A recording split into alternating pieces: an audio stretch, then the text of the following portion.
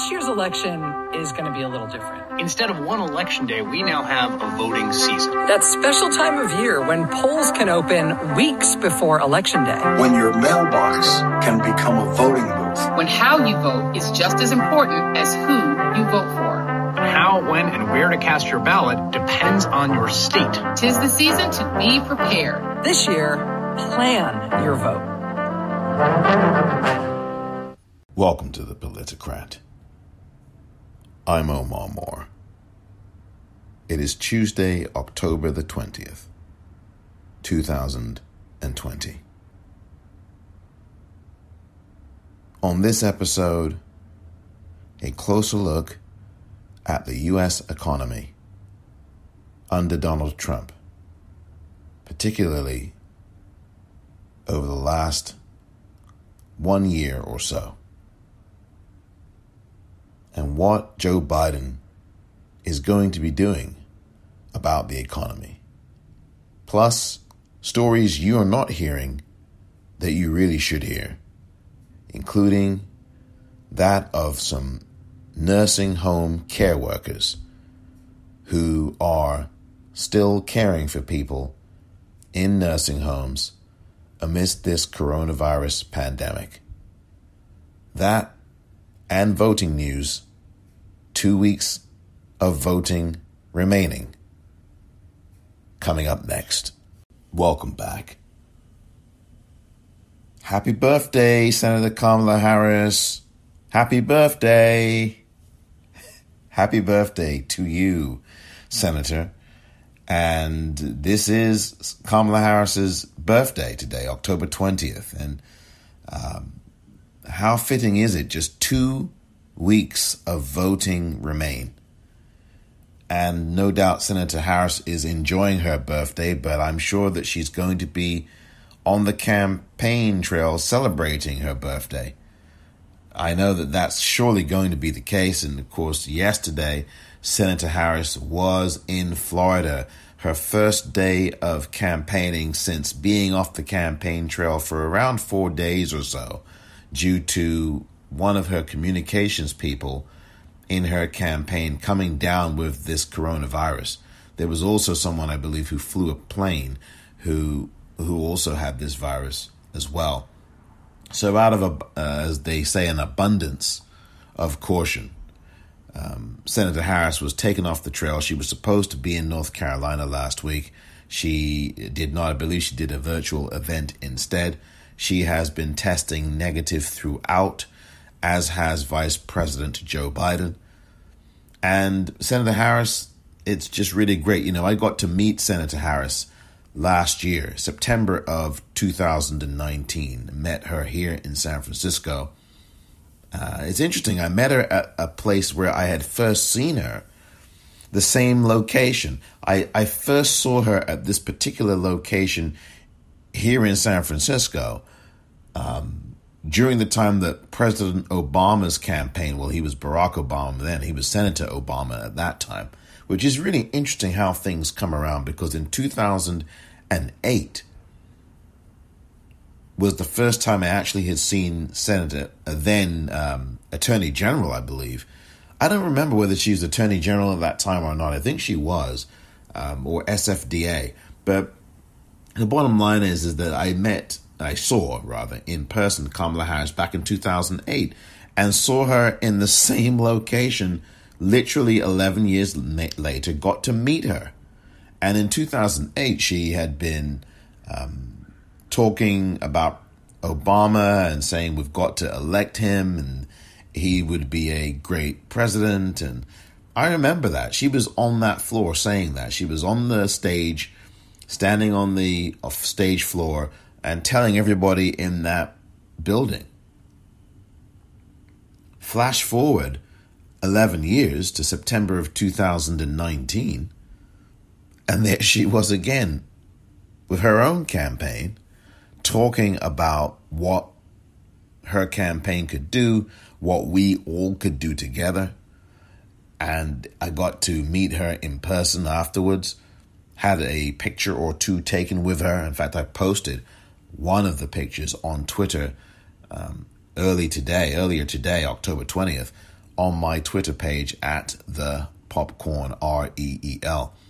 And it was just great to meet her. And in the photo, she is grasping, if I can speak, grasping my hand, and we're both looking into the camera with smiles. It was just a great photo, but it was also great, more importantly than the photo, it was great to meet her.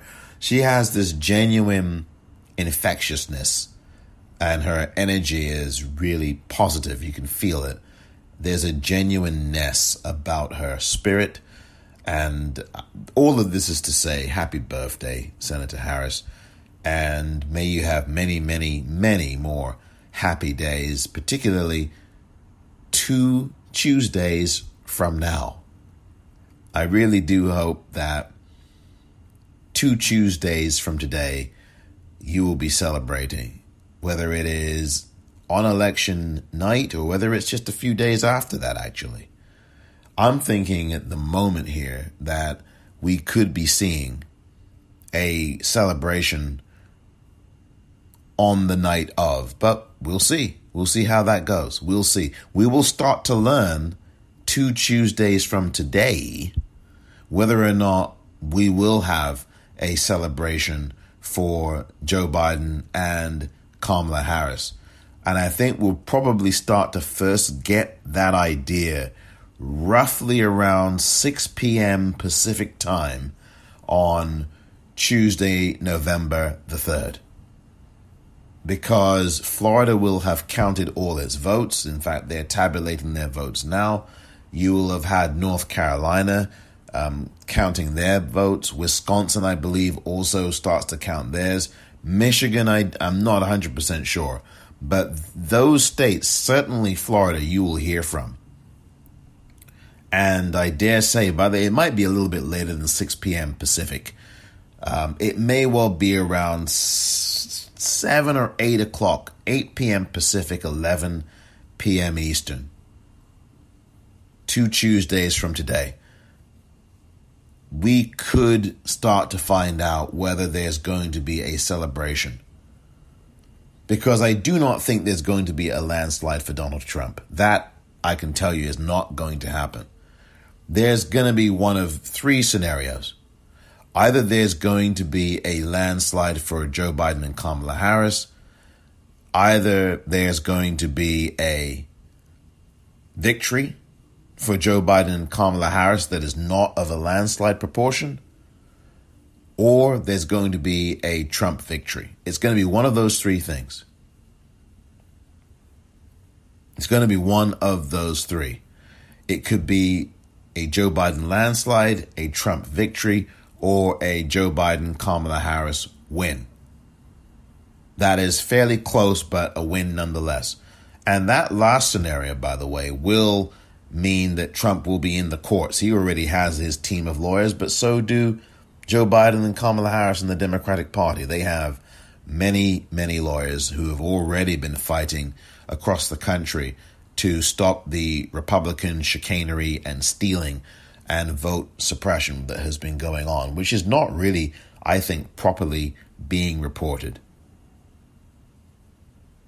We've seen the California Republican Party refuse to take out these erroneous ballot box drop-off points. We have seen that. And yesterday we had the California Attorney General Javier Becerra saying that if they have to enforce a subpoena, they will do so to get this Republican Party here in California to stop doing this. It's blatant voter suppression. Putting drop boxes in places. I mean, you're not supposed to. These are not official drop boxes. And you have people going and dropping their ballot off in them. And of course, those ballots never get counted. I mean, it's just terrible. It's really terrible stuff. We'll see what happens with that. The Republican Party has no issues to run on. They have nothing except tax cuts for the rich and getting as many federal court judges appointed as possible. That's all they've got. The Republican Party cannot win. It must cheat and steal and vote suppress. That's what the Republican Party is now. It is a wholly owned corporate gang of criminals, and they've got no agenda for the American public. You've not heard Donald Trump say anything about what he will do for the American public at all. All he has done is attack science. All he has done is be a racist and a misogynist and somebody who thinks that climate change somehow doesn't really exist. All he has done is undermine the United States of America around the world. All he has done is castigate the United States government that he is supposed to be part of. This is a disgusting human being. The Republican Party are in lockstep with him. And this feeble attempt by some of these Republican senators is just nonsense. Oh, we don't really know Donald Trump. And that you voted with him over 80% of the time, 90% of the time. You acquitted him 8 months ago in that sham trial that Mitch McConnell ran. I mean, you acquitted him. You voted to acquit Donald Trump during that trial. An impeached White House moron. And now you're going to, 2 weeks before an election, tell us, the end of an election, tell us that, oh yeah, we don't know him. Pull the other one. The Republicans know that the vast majority of the American public stands squarely against them, squarely against their agenda, because their agenda is for the 1%, not for the 99% of us. The Republican Party knows that on the issues it is wrong and stands on the wrong side of them, and they know that the vast majority of the American public stand on the right side opposite them. They want more health care, not less. They want a woman to have a right to choose, not less of a choice. They want to have families given economic boosts. They want to have people have better jobs and higher wages. They want people to unionize. They want Medicaid expansion. This is including in Republican states like Missouri, that is a heavily Republican state. They are the latest Republican-led state to have its voters vote for Medicaid expansion. That happened during the primaries. That happened a few months ago now. Maybe it was July or August that happened. And the Republican Party stands against all these things. They want to get rid of Obamacare. As I've said to you from the start, Donald Trump has been trying to get rid of Obamacare. In his first day in office, his first hour in the White House, he signed an executive order that set in motion the dismantling of the Affordable Care Act, known as Obamacare. He has done that. He's continuing to do it. His lawyers have been in courts for years now, in Texas in particular, trying to get rid of Obamacare completely, trying to get rid of any protection for pre-existing conditions. And in 3 weeks from today, oral arguments will be heard before the U.S. Supreme Court in the case of California against Texas, which is a case about getting rid of the Affordable Care Act. Donald Trump does not mention this when he does his campaign rallies that the media loves to cover. He doesn't mention that to his audience, that he is poisoning with this COVID-19 virus. You know, over 221,000 people have died from the murdering hands of Donald Trump.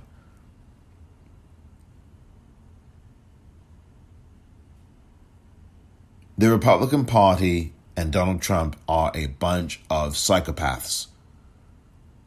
And they are killing people, literally, with their policies, with their lack of action, and with their lies. And Donald Trump is the leader of a cult that is doing this, a death cult. I do want to remind people that there are over 221,000 Americans who have died from coronavirus. And that continues. Your life has been changed. You're not able to do what you were able to do at the beginning of the year or this time last year. You know relatives who have come down with this virus. You perhaps have had this virus. You have friends who might have this virus. You have other relatives. You may have a spouse who has this virus. This has been a year of pain and misery. And these 4 deadly years of Donald Trump must be repudiated by voters.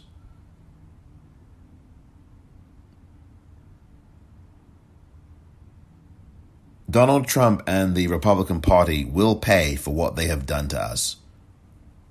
So far, as of this morning, according to the U.S. Elections Project, over 33.7 million people have already voted in the United States.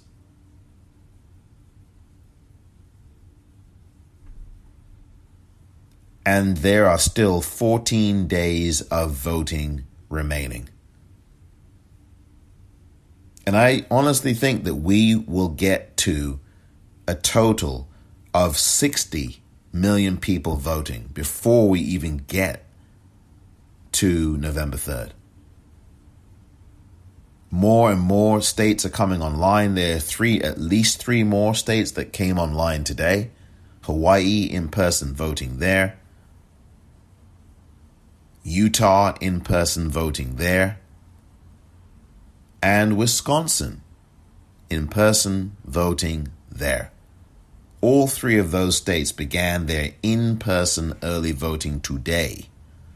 And there's going to be a couple more states at least coming on board. I think we're up to around 47 or 48 states now, plus D.C. And I think now, because you've got these additional states that are coming to vote today in person, and then there's still going to be a couple more, I think, by the end of the week, all 50 states will be voting. And I think we will get to 60 million people voting before November 3rd. And that is a record. It will be a record. We are at a record right now. And if we do get to 60 million people voting before November 3rd, we will have a landslide for Joe Biden and Kamala Harris. And I know I've cautioned lots of people that we still have to work very hard, and we do. We must continue to phone bank. We must continue to get those who have not yet voted to get out there and vote now. That is very important. I am not forgetting that by any stretch. We've still got 14 days of really hard work to do. Phone banking, texting, getting on social media, and emphasizing the need to vote now. Emphasizing registration must be done. Emphasizing to carefully follow the instructions when it comes to vote by mail ballots. Emphasizing returning that ballot immediately. Emphasizing making sure that there's a plan to vote. Emphasizing the need to carefully fill everything out. Emphasizing the need to be aware of the voting laws and rules in your state. All of these things. This is really important. So that fight continues, and we must keep doing that, making sure we educate people. Because these Republicans, they are vote suppressing. We know that. And as I've always said, if we keep voting in droves and we do so early, we will have a landslide victory for Joe Biden and Kamala Harris, and all the Democrats across the country will be swept into office. Of this, I have no doubt. This will happen if we continue this pace. And if we do get to 60 million people voting before November 3rd, I'm telling you, I feel very confident about the chances, not just of Joe Biden and Kamala Harris, but of the entire Democratic Party's ticket all the way from the White House to dog catcher, all across this country. People have had enough of these 4 deadly years of Donald Trump. They've had enough of the lies, the gaslighting, the hatred, the racism, the bigotry, the division, the gaslighting, as I said. They've had enough of all of this stuff. They've had enough of the clown show. They've had enough of the media covering it. This guy has to go, and this party is no longer a party. And this death cult, the only way you stop a death cult is to get rid of the head of the death cult at the ballot box. And yes, there'll still be cult members, but if you vote Donald Trump out of office, I promise you a lot of this tomfoolery will lessen. Won't disappear, but it will come down some. We must vote like our lives depend on it. That is our mission here over these next 14 voting days.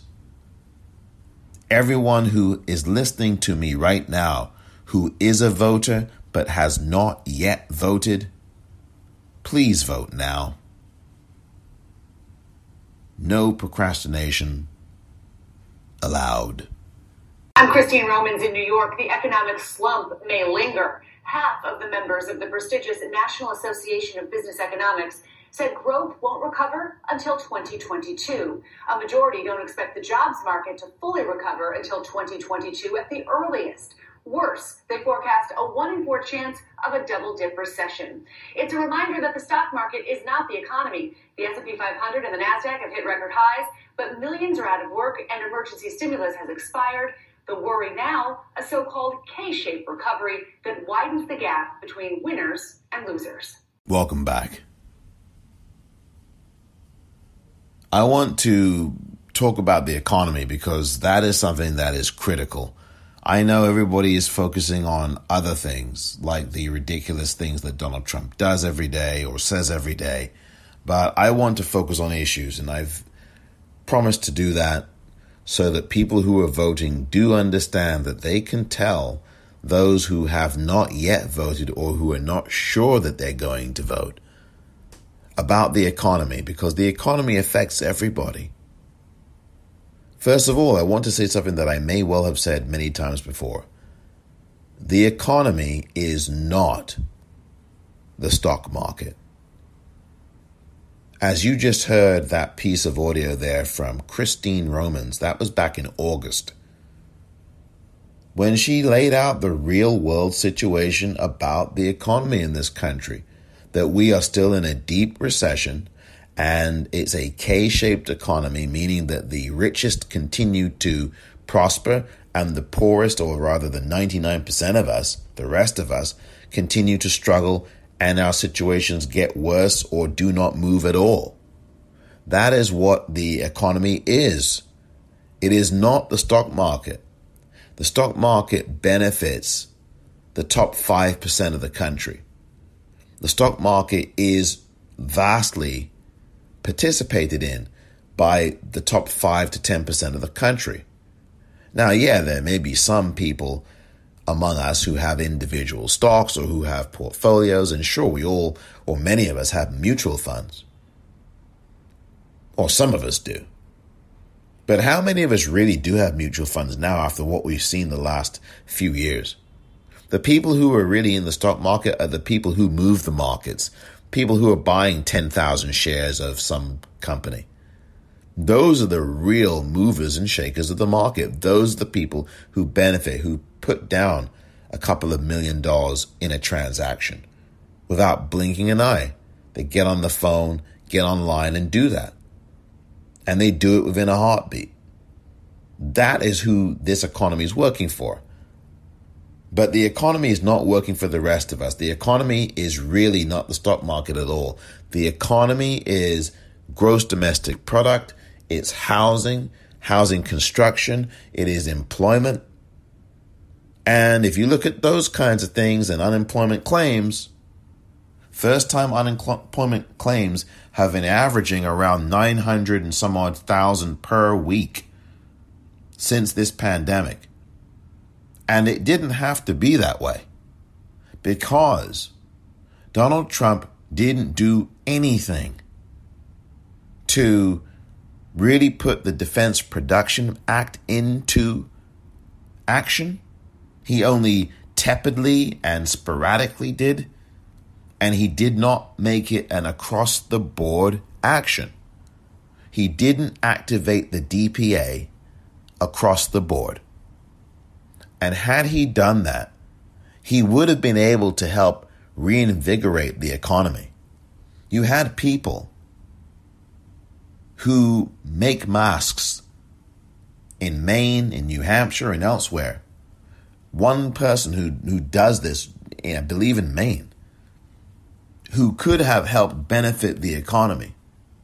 The GDP, the gross domestic product, is an index, is really an accumulation of the amount of productivity cumulatively over a period of time. That's what the GDP is. That's how you define the gross domestic product. It's a cumulative assessment, market value assessment of the goods and services that get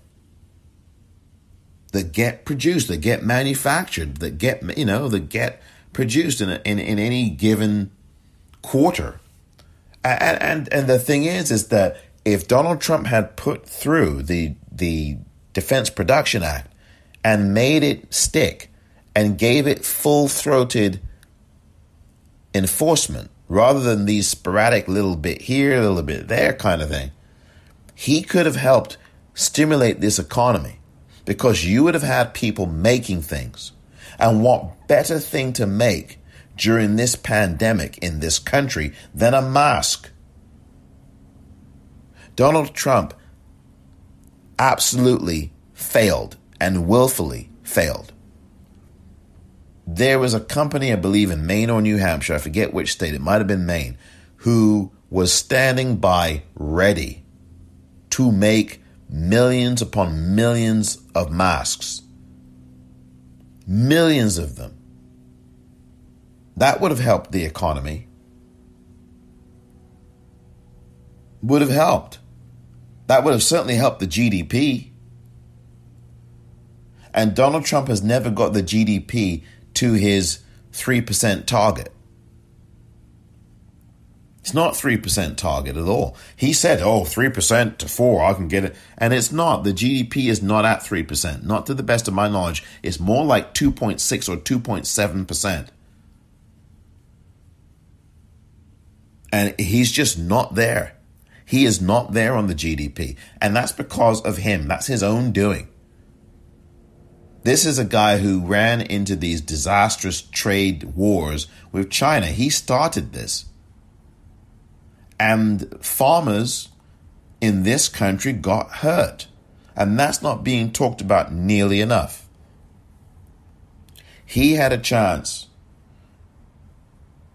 to invigorate farming. He left a lot of farmers broke because of these stupid trade wars that he started with China. China went to buy their beans and everything else and their crops elsewhere because of these tariffs, these high tariffs, which are taxes that Donald Trump put on goods that were being produced in this country by farmers, agriculture. And now what's happening is that on the back end, Donald Trump is paying out payments to farmers. And you want to talk about a welfare program. I mean, no one talks about this hardly. You don't see this on cable news. All of the millions upon millions of dollars that farmers are now getting on the back end. But it still hasn't improved their farming situation. Now, their economic situation is great, but what are they producing? Once that money goes away, what are they producing?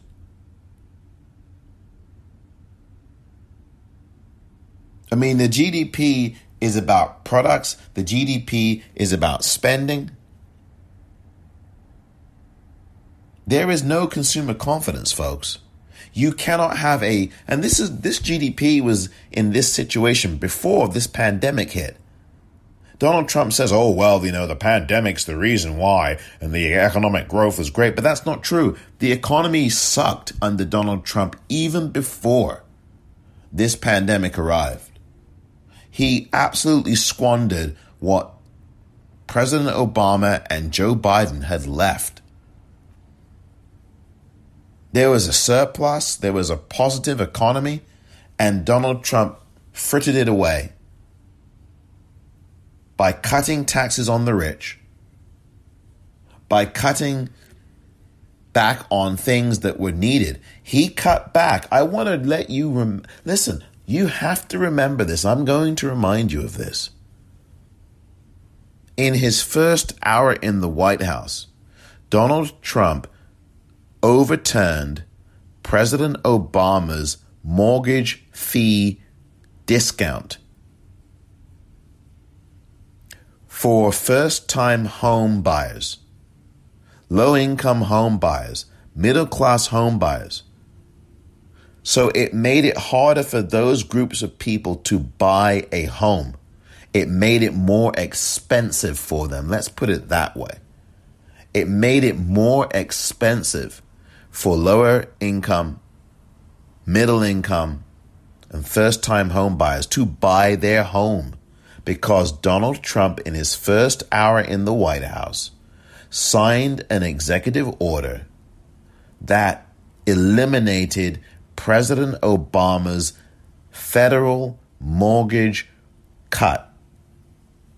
The fee that he cut and reduced, Donald Trump said, no, we're getting rid of that fee cut. We're getting rid of that fee reduction. And we're going to reinstitute the fees the way they were.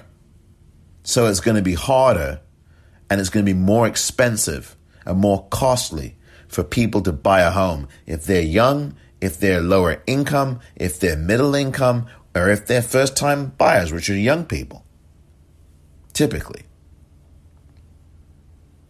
That hurt GDP.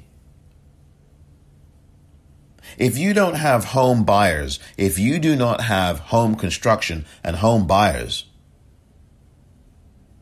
your GDP is going to take a hit. Because that is less spending, that is less contributing to the housing market, which is part of the economy. Housing starts don't get done. They're less reluctant to start building houses if there are no real buyers. You've got this consumer spending that also gets depressed because who's going to be spending money in stores during a pandemic? People aren't going to want to stick around in stores long enough. And when you've closed businesses and when you've closed stores because you don't want to spread this virus, which is understood, people will go online. And even though online provides some opportunities to buy, it's not the same for the average small business, that most of their business is done in person in a brick and mortar. The online stuff might be the auxiliary, but it is not the predicate, is not the main source of where their business revenue is coming from. It's coming from people visiting their store more than it is the online traffic. This all is part of GDP. And this guy, Donald Trump, has done nothing to improve GDP. He's done absolutely nothing. But what he has done is put money in the pockets of billionaires like Jeff Bezos, whom during this pandemic made about $5.5 billion on stock sales. During a pandemic. In April of this year, March, April, this guy, and into May, he was making billions of dollars by selling in the stock market. That's who the stock market's for. It's for Jeff Bezos and people like him who make billions and trillions of dollars while the rest of us are fighting to be relevant and to stay alive. Now, that is really the picture. Now, people, look, it's not that people are literally clinging to a cliff, but some people are. You might not be, I might not be, but there are people who are. And we've got to start caring about them. Donald Trump and the Republicans obviously do not. I want you to take a listen to this report from March of this year, or just in fact early April of this year, from NBC News Now. Take a listen to this. If there is one image that can clearly show us how this health crisis has become an economic crisis in this country, it is this right here. The Pittsburgh Gazette captured video of hundreds of cards lining up for the Greater Pittsburgh Food Bank before it opened yesterday. Some waited 5 hours as volunteers distributed emergency supplies to 1,500 families, and then they ran out. A new reality for those in need. Rick Paulson is the volunteer coordinator for the Joined Hands Food Pantry. He says they've been holding the food pantry for 15 years, but have never seen it like this. Someone says out of the 1950s movie or a bad dream. It's just so surreal.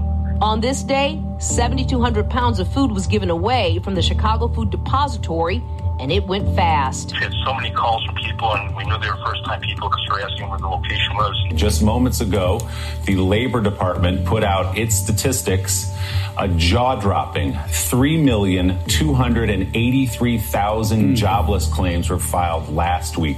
3,283,000 jobless claims. That number dwarfs any other week on record. Joining us now, former Treasury official and Morning Joe economic analyst Steve Ratner. We are clearly in a major recession with major impacts on working men and women in this country who are not going to have their jobs. The highest we saw during the Great Recession was 665,000. And this may well only be the beginning. If you looked at this scene in black and white, you would think you're back in the 1920s or 30s during the era of the Great Depression. The line outside the Bowery Mission stretches down that street in that direction, and it comes back in this direction as well. They say that the line is getting longer and longer each day that this coronavirus crisis drags on. This has always been a destination for the city's poor and homeless, but now they're seeing a lot of new faces in the crowd, they say. People who have lost their jobs, people who are not getting paid, people who are here at a food pantry for the first time. Here, they think they have enough food for about a week or so. That number that we've been looking for just crossed, and you'll forgive me if my jaw's on the ground. U.S. weekly jobless claims total 6.6 million versus 3.1 million expected. 6.6 million unemployment claims were made in this country last week. Think of that in human terms of each individual. Most of them have worked hard and long at their companies. They have pride in their work, and they're gone through no fault of their own. What we've seen through this COVID-19 crisis is that there are so many more people looking for food assistance right now. It is folks that are maybe from the service industry, from the hospitality industry, and they are seeing themselves being furloughed or out of work potentially for the first time. So, for example, our mobile pantry sites, usually we have about 300 households that come, and with these distributions that we've had in the last few weeks, we've had upwards of 1,000 households come. So that is a huge increase.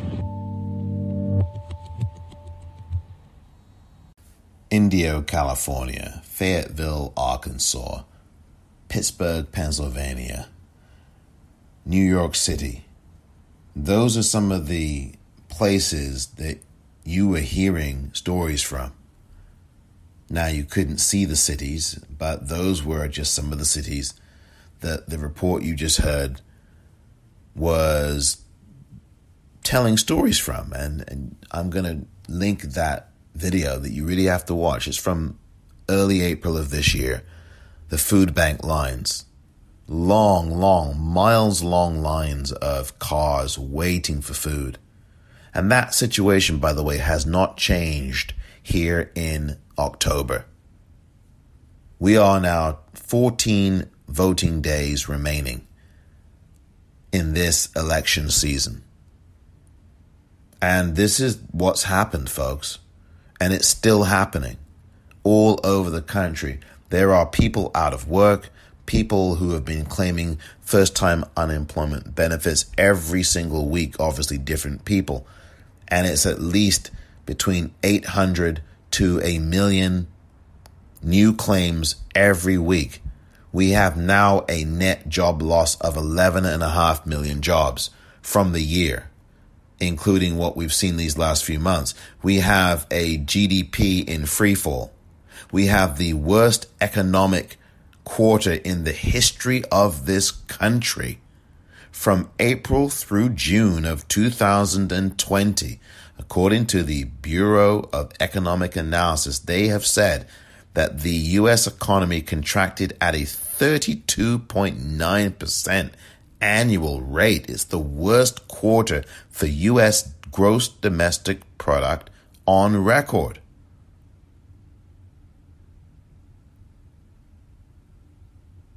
And this did not have to be this way. Had Donald Trump decided to take action against this virus and close down the country or order a federal executive order like he does all the time, he throws these executive orders around to get rid of health care, to get rid of Obamacare, but to help people and keep them from dying? Oh, no.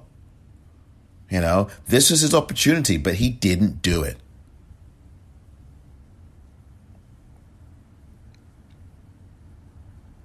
$32.9% annual rate collapse in one quarter. That's worse than the that is worse than the Republican Great Depression of the 1920s and early 30s. That should be something that Joe Biden should be hammering on, by the way. This is under Donald Trump. All of the gains that were made during the Obama years, particularly the last 4 or 5 years, were wiped out in just 4 months or 3 months. And it was also because Donald Trump didn't do anything to tell people to wear masks. He didn't institute anything. He didn't invigorate help to the states. The states were fighting each other. He didn't invoke the Defense Production Act in a meaningful way. It was a very sporadic and toothless action. I mean, this is just really hideous. 32.9% decline in the annual rate of GDP in one quarter. The economy is not working, as you heard earlier in that report from Christine Romans from August of this year. The economy is not working. It is in free fall for 95% of us in this country. It is in free fall. It won't be at least until 2022 before people start to see the economy come back. And that's why we need this stimulus bill. And Donald Trump walked away from the table earlier this month. Here's what his own Fed chair, Jerome Powell, who, by the way, is a lobbyist. Here's what Jerome Powell, the chairman of the Fed, said just at the beginning of this month, near the beginning of the month. Listen to this. The fiscal response was truly extraordinary. The unanimous passage of the CARES Act and 3 other bills passed with broad support in March and April established wide-ranging programs that are expected to provide roughly $3 trillion in economic support overall. By far the largest and most innovative fiscal response to an economic crisis since the Great Depression. The expansion is still far from complete. At this early stage, I would argue that the risks of policy intervention are still asymmetric. Too little support would lead to a weak recovery, creating unnecessary hardship for households and businesses. Over time, household insolvencies and business bankruptcies would rise, harming the productive capacity of the economy and holding back wage growth. By contrast, the risks of overdoing it seem, for now, to be smaller. Even if policy actions ultimately prove to be greater than needed, they will not go to waste. The recovery will be stronger and move faster if monetary policy and fiscal policy continue to work side by side to provide support to the economy until it is clearly out of the woods. Since it appears that many will undergo extended periods of unemployment, there is likely to be a need for further support. Second, aid to firms, in particular the Paycheck Protection Program, and the general boost to aggregate demand have so far partly forestalled an expected wave of bankruptcies and lessened permanent layoffs. Business investment appears to be on a renewed upward trajectory, and new business formation similarly appears to be rebounding, pointing to some confidence in the path ahead. And after Jerome Powell said that earlier this month, October 2020, Donald Trump walked away in a huff from the negotiating table. In fact, I don't even think he was ever in there. He just cut off the stimulus talks. Steve Mnuchin, the Treasury Secretary, is the representative for Donald Trump. And Trump decided, after Jerome Powell said that the economy could see tragic results without any real robust government support, Trump cut off the stimulus talks. Stock market, his baby, went crashing. I mean, this guy is the one. Everyone talks about Speaker Pelosi. Why don't you get it done? And no one's talking about the fact that Donald Trump walked away from the table at near the beginning of the month. I mean, this is the first full day of being back in the White House. You know, this is the guy coming off of, the worst condition of coronavirus that he had. And then he's cutting off talks. And that cutoff of talks really worsened things. And then about 2 or 3 days after that, after he got the heat from it, he said, oh, well, maybe I'll sign something. This is Mickey Mouse games. This guy is not serious. And then the media, like Wolf Blitzer of CNN, now starts to talk to Pelosi. She's the one who came down $1.5 trillion. I mean, she bent over backwards to compromise for these guys. And, again, people may agree or disagree with Speaker Pelosi. I've had some differing views with her. I don't necessarily think that she's done the very best job this time around as Speaker. There have been some good things that she's done. She's obviously passed some very good legislation. I'm not going to ever dismiss that. Very good legislation. But the problem is that we don't have a majority Democratic Senate, which means that legislation, all that great work that she's done with people on the House Democratic side, goes to waste because these bills die on the Grim Reaper's desk. And he's running in Kentucky, and you know who I'm talking about. And I think you should be giving money to Amy McGrath, the Democratic challenger. But Speaker Pelosi, people will have criticisms of her, including myself. But she's standing firm because she knows that the $1.8 trillion that is being suggested and proposed by Mnuchin and company has a lot of poison pill effects for the American public in the long term. And the question is, do people want relief now if it means they're going to pay the price later? Or do they want to have a better deal and avoid having to pay any painful price down the road? I think that's really the question that you have to put to the American public. But the idea that Speaker Pelosi is the one who is standing up this bill is nonsense. Mitch McConnell this week, maybe he's already done it today, or maybe he's going to do it during the week, is going to put a $500 billion stimulus package on the table. It will get roundly rejected. $500 billion, really?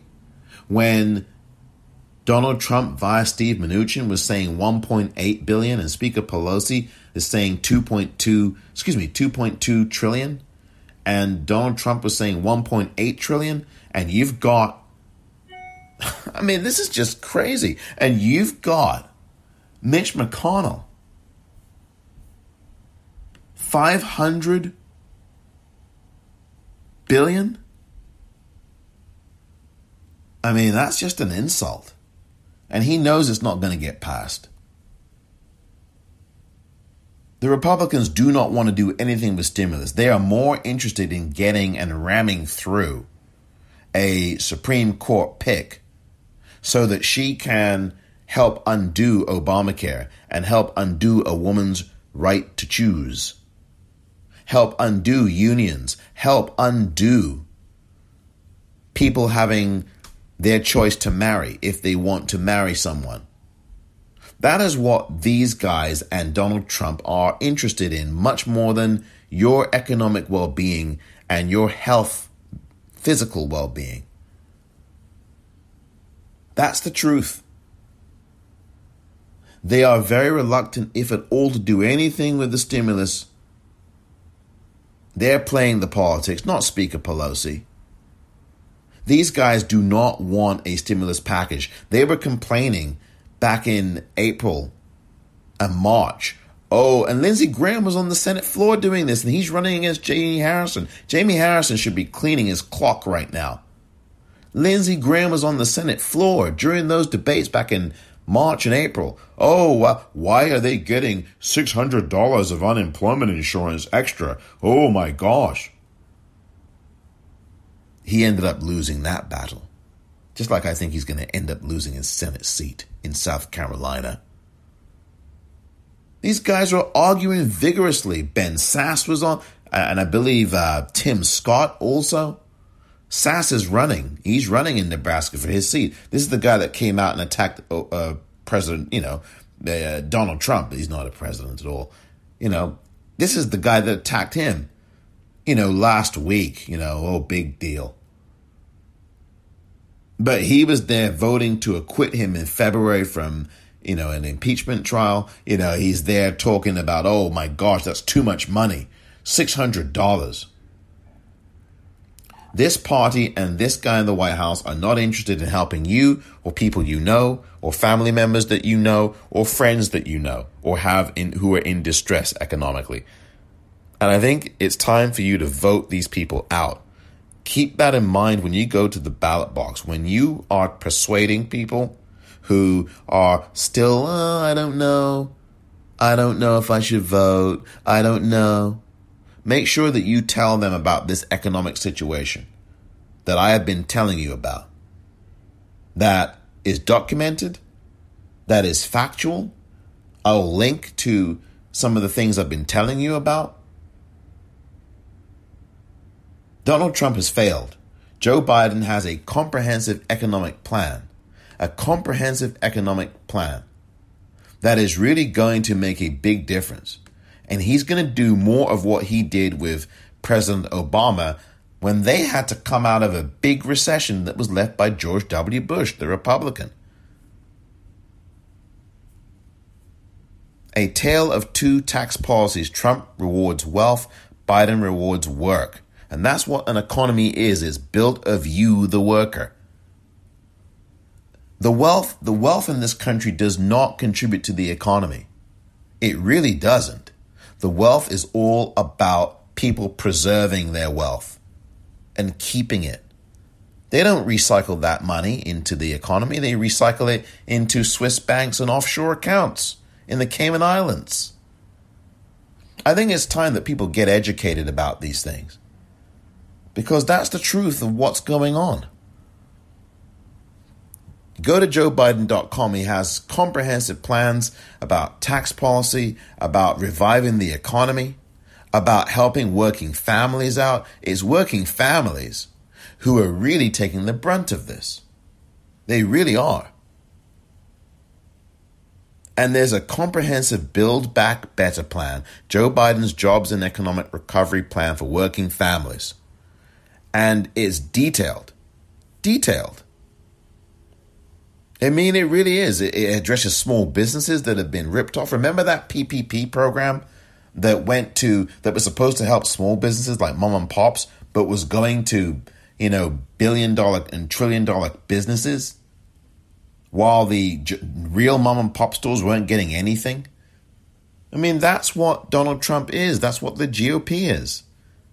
They reward their billionaire buddies.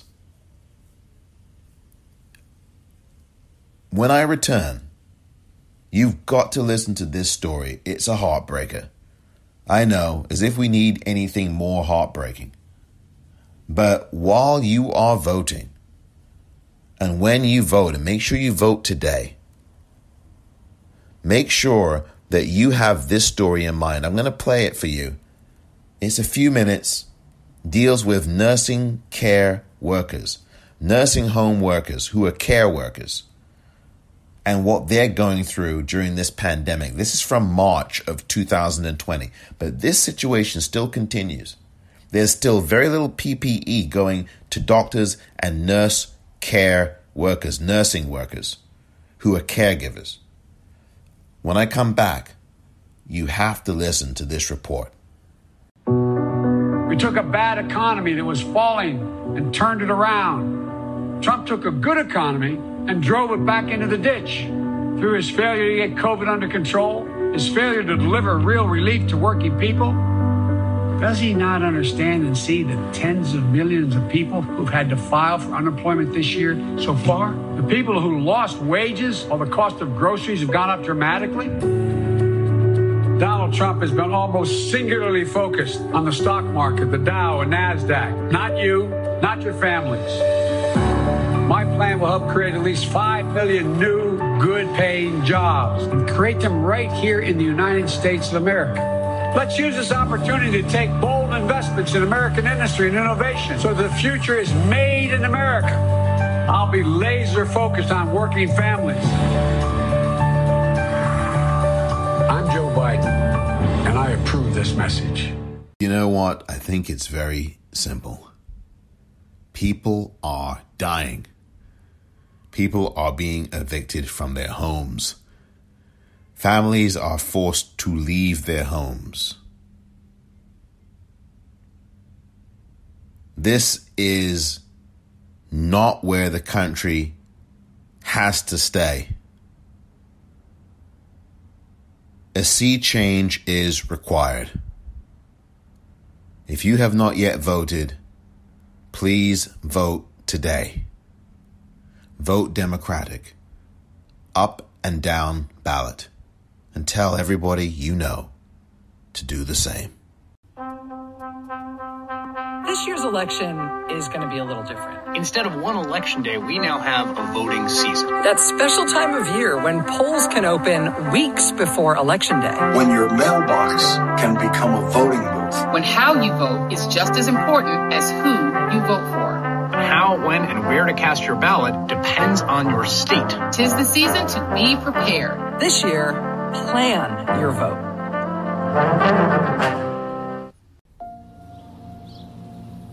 You may have just that one patient with the coronavirus that come into your facility, and you don't know. I can go to work today, wind up feeding them, and then find out 2 hours later, well, they have that virus, and I'm already been exposed.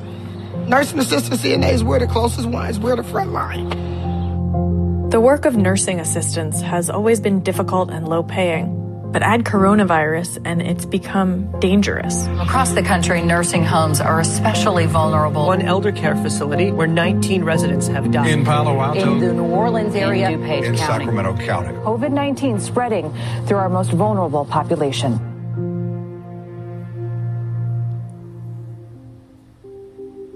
We met up with caregivers from nursing homes in Northern California.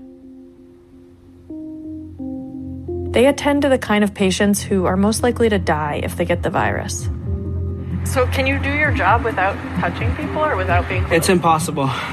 Everything is touch.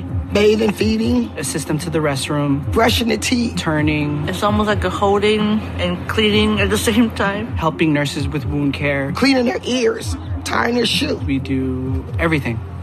You could be feeding that patient or you could be doing something, then the patient start coughing. It's too late to turn around. You already done got crap all over you. You know, you just run to the bathroom, wash your face or whatever, and then go about your day. Social distance, can't do it. It's impossible. If this video were filmed at a different time, you'd be seeing footage of these workers with their patients. But nursing homes are closed to visitors right now to protect the people inside. Actually, everything you're seeing here, we filmed from afar, following recommendations to slow the spread of COVID-19. But these caregivers can't maintain that kind of distance in their work. And now shortages of protective gear like masks are putting them at risk, not just for getting the virus, but for spreading it. If you want to speak, press *6. We're running out of supplies of masks in our building, and trying to take care of these patients without us also getting sick is worrisome. We're rationing right now masks, protective gear, but it's like, what happens if we run out? It scares me. They gave us the N95 mask and told us to maintain it. If the elastic comes off by accident or something, staple it and reuse it. So you're actually cleaning the N95 masks in between uses? Yeah, with alcohol. You like wipe off the outside of it, or how do you do that? The outside and the inside, and just let it air dry, and then put it back in the Ziploc bag for the next day. Huh. Aaliyah, come here. A lot of people in this field, we have families, so you don't want to take nothing home. My granddaughter, she's special needs, so she has a low immune system. When she was born, she was really sick. So we've been cautious ever since she's been born. Okay, this way. I am very concerned of taking it home. My mom, she's diabetic. And my dad also just beat cancer in the thyroid. I have asthma, so if I were to get COVID, it would affect my lungs. And how am I going to pay my bills? Because it's paycheck to paycheck what I'm doing. The pay for this work is low. In the U.S., the median salary is less than $30,000 a year. As a result, many nursing assistants work multiple jobs. And as they move between facilities, so can disease. Usually when I finish the first job, I go right to the second job. I work 16 hours. That's not including driving time. And I'm not the only one. Majority of my coworkers, they work 2 jobs. I work a home health care too, on top of taking care of my mom and my grandmother. I am kind of worried because you don't see the virus because they're droplets and you don't know who's coughing and sneezing on you.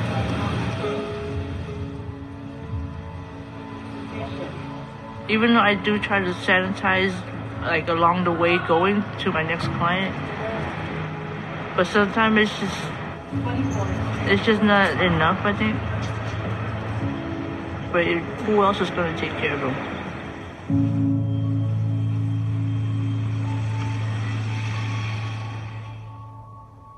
Well, there you heard it.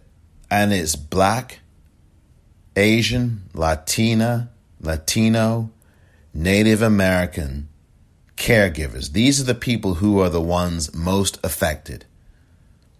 This is it. These are the people. And they are also contracting this virus. Very sobering report. Heartbreaking. And we have to help people. We have to help people. And Joe Biden and Kamala Harris and the Democrats will do that. So please vote for them. Thank you for listening to this edition of The Politicrat. I'm Omar Moore.